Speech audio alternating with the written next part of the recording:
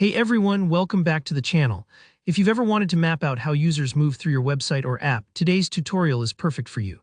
In the next few minutes, I'm going to show you exactly how to create clean, professional user flow diagrams right inside Figma. By the end of this video, you'll be able to visualize journeys and interactions clearly, super useful for sharing ideas with your team or clients, or just organizing your own thoughts before building. Let's jump right into it. First up, we need to create some shapes or frames in Figma that will become the building blocks of our user flow diagram. Go ahead and open a new frame or file if you haven't already. Now you can start by drawing out simple shapes. Think rectangles, circles, or any frame that could represent different screens, steps, or interactions in your flow.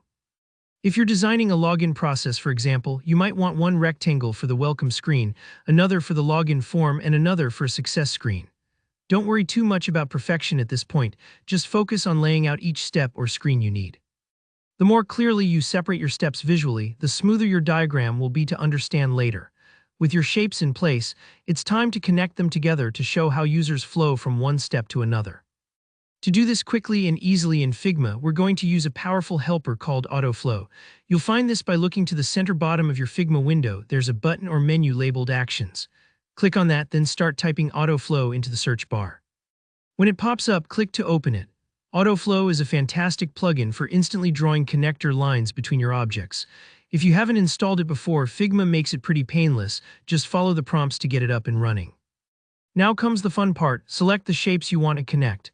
This is usually as simple as clicking on your first step, holding down Shift, and then selecting the next shape. Think through the path a real user would take. For example, from the welcome screen to the login, then from login to success. With your shapes selected, AutoFlow will show you options for connecting them. You'll be able to choose the style of lines and arrows. Maybe you want straight lines for a crisp, modern look, or curved ones for something a little more organic. And don't forget the arrows. Arrows make it instantly clear which direction users are traveling within your flow. Once everything's connected, take a moment to double-check your diagram.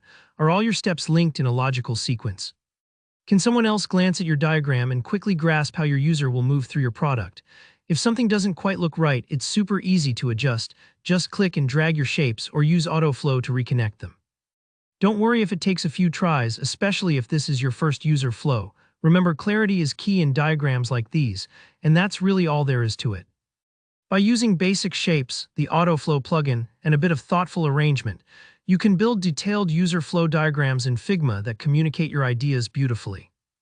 If you found this tutorial helpful, please give it a thumbs up, and let me know in the comments if you have any questions or want to see more Figma tips. Don't forget to subscribe for more easy, actionable design tutorials. Thanks so much for watching, and I'll see you in the next one.